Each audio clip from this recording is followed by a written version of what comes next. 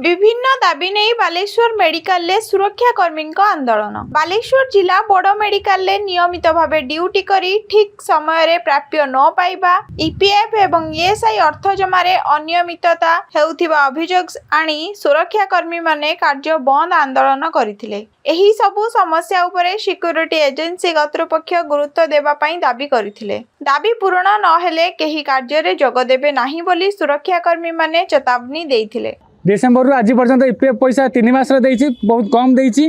दरमा प्रत्येक मास हमको धमका होती माने 22 तारीख 20 तारीख एक धमकिला प्रत्येक मास एप्लिकेशन देला को जाई दौरान दरमा ना नहीं दौना कहला धमकिला कहते आम काढ़ी दबा जे कहे विरुद्ध बढ़ा दरमा गवर्नमेंट 2 मास डिक्लेयर कला 2 मास दरमा बढ़ा दरमा दौना। एने एजेंसी कर्तृपक्ष को जणाइले मध्य कौनसी सुफल मिलु नथिबा सुरक्षा कर्मी माने अभियोग करबा सह दिनक पई कार्य बंद आंदोलन करथिले। होउछि जे हम टाइम दरमा ठीक से पाउनु आसुचे जदि ईपीएफ एसआई भी पैसा ठीक से भी आसु नहीं, मेसेज भी आसु नहीं, बहुत कम आसु मैं आंदोलन करी 1000 थर करूचे किंतु हमर पैसा ठीक से आसु नहीं, टाइम रे भी मिलु नहीं पैसाटा। आम तो नहीं आम टाइम आम कम गोटे आसी आम से कम जोगाड़ करिया से पैसा पाई से आम भरण पोषण कर पारुनु, आम ग्रुप किस्ती दे पारुनु, आम कोन पई एठी से खरा ठिया की ड्यूटी करिया।